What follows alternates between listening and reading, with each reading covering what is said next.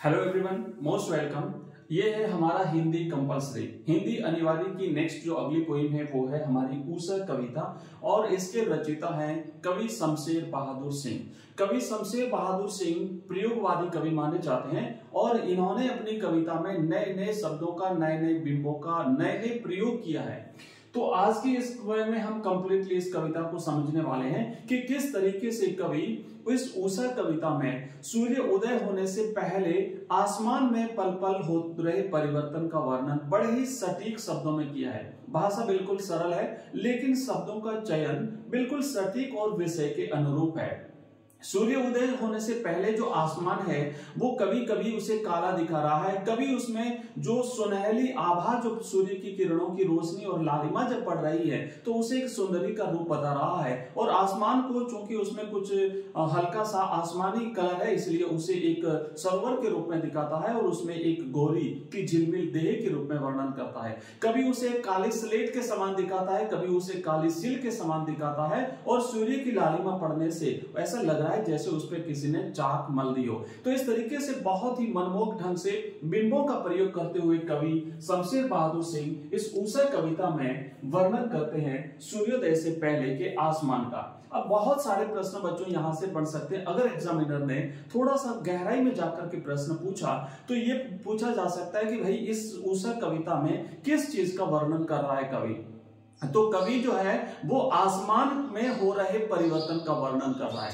किस समय का वर्णन कर रहा है? तो कि सूर्योदय से पहले के आसमान का वर्णन कर रहा है। अब देखो क्या लिखा है कवि ने उस ऊषर कविता में। मैं कंप्लीटली आपको एक्सप्लेन करूंगा बहुत अच्छी तरह से, और अगर आपने ढंग से इसे समझ लिया ना तो आपका ये कंप्लीट समझ में आ जाएगा पूरी तरह से। आपको दूसरी कोई भी चीज पढ़ने की आवश्यकता नहीं पड़ेगी। और एग्जाम से पहले ये हमारा अंतिम फाइनल रिवीजन हो रहा है और इसके बाद हम इसके इंपोर्टेंट क्वेश्चन आंसर्स भी करेंगे। तो क्या कह रहा है कवि कि प्रातः है, प्रातः मतलब जो सूर्योदय हो रहा है उससे पहले के समय की बात हो रही है।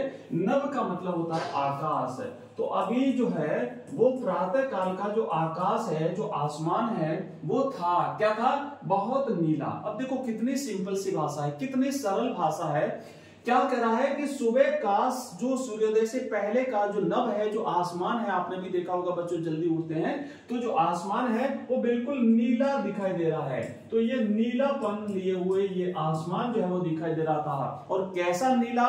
शंख के समान। तो बच्चों यहां पर ध्यान रखना, उपमा दी गई है शंख की, तो शंख के समान। अब प्रश्न यहां से बनेगा कि कवि शमशेर बहादुर सिंह ने ऊषर कविता में जो आसमान का वर्णन किया है, प्रातःकालीन नभ का जो वर्णन किया है वो कैसा दिखाई दे रहा है? तो वो नीले शंख के समान दिखाई दे रहा है। आगे क्या कहता है? भौर का नभ। कवि कह रहा है मैं भौर के नभ की बात कर रहा हूं, ध्यान रखना। आप ये नहीं समझ लो दिन का आसमान का वो काला दिखाई नहीं देता, उसमें लिपा हुआ चौका दिखाई नहीं देता। कवि कह रहा नहीं भाई, भौर के नभ की बात कर रहा हूं। भौर का मतलब होता है सुबह का जल्दी, अर्ली मॉर्निंग जो होती है, सूर्योदय से पहले का जो आसमान होता है उसकी बात कर रहा हूं। तो कवि ने किसका वर्णन किया है? कवि ने भौर के नभ का वर्णन किया है। नभ माने आकाश, भौर का मैंने सुबह का जो वर्णन है, एक अद्भुत दृश्य यहाँ पे कवि बिंबों के माध्यम से हमारे सामने प्रस्तुत कर रहा है। क्या कहता है आगे कि राख से लिपा हुआ चौका। कवि कह रहा है कि अभी ये ऐसा लग रहा था जैसे मानो रसोई घर का जो फर्श होता है, आजकल तो सीमेंटेड होते हैं, पहले जो मिट्टी से होते थे तो मिट्टी उसको लीपा जाता था पवित्र करने के लिए।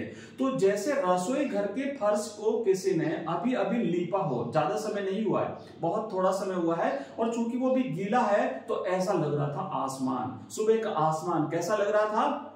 जैसे मानो उसको लीपा गया हो। किससे लीपा है? राख से लीपा हुआ है। तो जो चूल्हे की जो राख होती है उस राख में पानी डाल करके और उसे लीपते हैं, तो ऐसा लग रहा था जैसे उस आसमान को किसी ने राख से लीपा हो। अभी गीला था। गीला क्यों था? क्योंकि सुबह का समय है, अर्ली मॉर्निंग है, और यहाँ पर कुछ जो नमी होती है आसमान में, उस नमी के कारण ऐसा लग रहा था। और कवि ने यहाँ पे सुंदर बिंबों का प्रयोग किया है। अभी गीला पड़ा है मतलब अभी सूखा नहीं, क्योंकि अभी अभी लीपा है, ऐसा दृश्य दिखाई दे रहा है और कवि ऐसी कल्पना कर रहा है। आगे बढ़ते हैं, देखो दूसरे पद में यहाँ पे क्या कह रहा है कवि कि कि बहुत काली सिल जरा से लाल केसर से कि जैसे धुल गई हो। अब कवि आगे और कल्पना करता है, आगे और दृश्य दिखाई देता है, क्योंकि अब परिवर्तित हो चुका है। जो पहले वाला दृश्य था वो परिवर्तित हो चुका है। पहले वाला दृश्य क्या था कि आसमान जो है वो शंख के समान नीला दिखाई दे रहा था। आगे क्या कर रहा है, क्योंकि अभी सूर्योदय नहीं हुआ है इसलिए आसमान थोड़ा काला दिखाई दे रहा है। इसलिए कवि क्या कहता है कि बहुत काली सिल पर, सिल जो होती है ना मसाला कूटने की सिल आप सोचिए, या फिर काली स्लेट भी जैसे यहाँ पे उपमा दी गई है कवि ने, उस काली सिल पर सुबह का सूर्योदय होने से पहले की जो हल्की हल्की लालिमा होती है या सुनहली जो आभा होती है वो ऐसा लग रहा है जैसे किसी ने लाल केसर से धुल गई हो।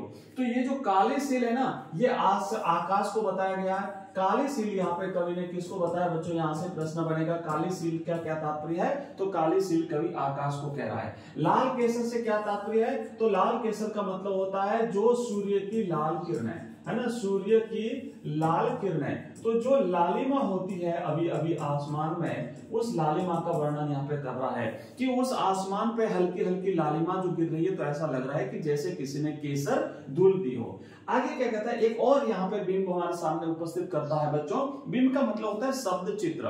बिंब का मतलब यह होता है कि जैसे शब्दों के माध्यम से एक ऐसा वर्णन करना कि हमारे सामने चित्र उपस्थित हो जाए। तो कवि कहता है स्लेट पर या लाल कड़िया चाक मल दी हो किसी ने, या फिर आकाश ऐसा दिखाई दे रहा है सुबह का कि जैसे मान लीजिए आसमान एक काली स्लेट के समान है। स्लेट जो होती है ना पट्टी जिसपे छोटे बच्चे लिखते हैं, उस स्लेट के समान दिखाई दे रहा है पूरा आकाश, क्योंकि अभी अंधेरा है, अभी काला है आसमान।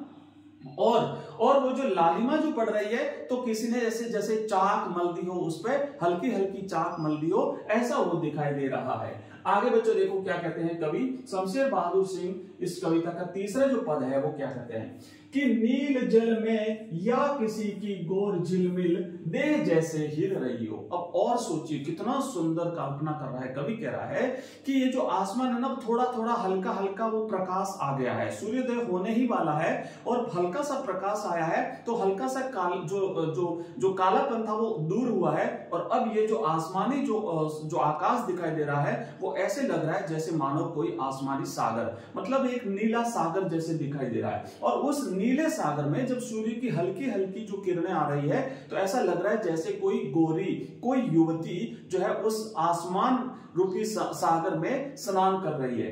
तो कह रहा है कि नील जल में, मतलब उस नीलेपन के उस नीले सागर में या किसी कोई गोरी जो है उसकी देह, मतलब उसके स्नान करता हुआ शरीर, उसकी स्नान करती हुई देह जो है वो जैसे हिल रही है। कितना सुंदर वर्णन है, जैसे सागर में या सरोवर में कोई स्नान करता है तो उसकी जो देह जैसे हमें अंदर पानी के अंदर जो दिखाई देती है, वैसी कल्पना कवि आसमान के भीतर जो है वो कर रहा है। और फिर क्या हुआ, ये जो इतने सुंदर सुंदर दृश्य दिखाई दे रहे थे, इतना अद्भुत जो मनोरम दृश्य जो दिखाई दे रहा था, कवि क्या था, ये दृश्य जादू टूटता है, ये दृश्य अचानक से टूट जाता है, सब कुछ साफ हो जाता है, सब कुछ समाप्त हो जाता है इस उषा का। क्यों? क्योंकि अब सूर्योदय हो रहा है, क्योंकि अब जैसे ही सूर्योदय हुआ तो ये सारा जादू टूट गया। तो यहां से भी एक प्रश्न बन सकता है कि सूर्योदय का जादू कब टूटा, ये आसमान का जादू कब टूटा। तो आसमान का जादू उस समय टूटता है जब सूर्योदय होता है, तो सूर्योदय होते ही सब कुछ समाप्त हो जाता है।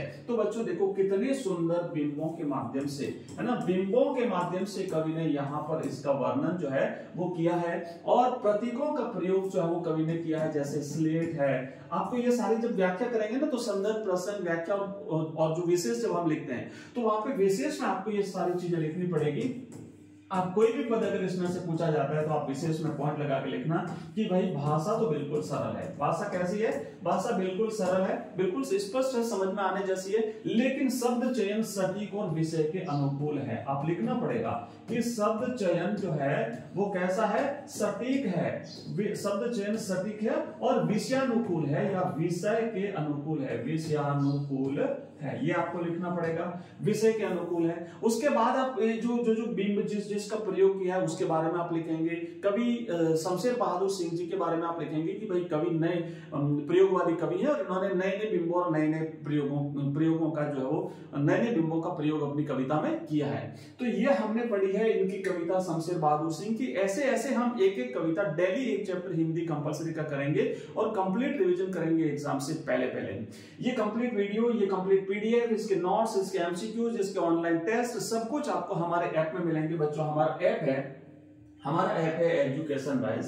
एजुकेशन राइज नाम से हमारा ऐप है। जो बच्चे नए हैं उनको मैं बता देता हूं, जो पुराने हैं उन सबको पता है। और हजारों बच्चे ये कोर्सेज पढ़ रहे हैं बच्चों, जहां पे आपको कंप्लीट कोर्स मिलता है। आपको हिंदी कंपलसरी, हर सब्जेक्ट के, इंग्लिश के, ज्योग्राफी के, अपने इतिहास के, पॉलिटिकल साइंस के, सबके मॉडल पेपर्स अवेलेबल हैं। इन सभी की ऑनलाइन टेस्ट सीरीज आपको मिल जाएगी, है ना। ऑनलाइन टेस्ट सीरीज आप दे करके बच्चों अपनी जो तैयारी है ना उसको अपना खुद का मूल्यांकन कर सकते हैं। वहां पर आपको अपनी रैंक पता चलेगी कि बाकी बच्चे आपसे कितने आगे हैं या आप बाकी बच्चों से कितने आगे हैं, आप कहां पे रैंक कर रहे हैं। ये सारी चीजें आप ऑनलाइन टेस्ट दोगे तो पता चलेगा।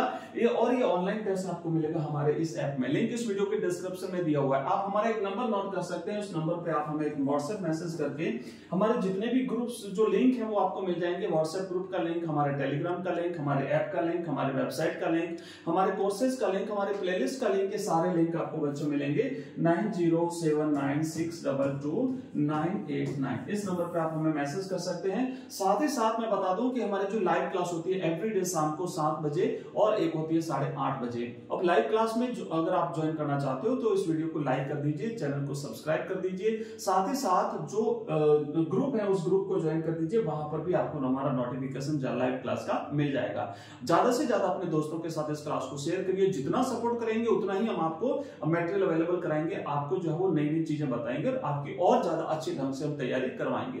तो आज की क्लास में इतना ही। Thank you very much. मिलते हैं अगली क्लास में। तब तक के लिए जय हिंद, जय भारत।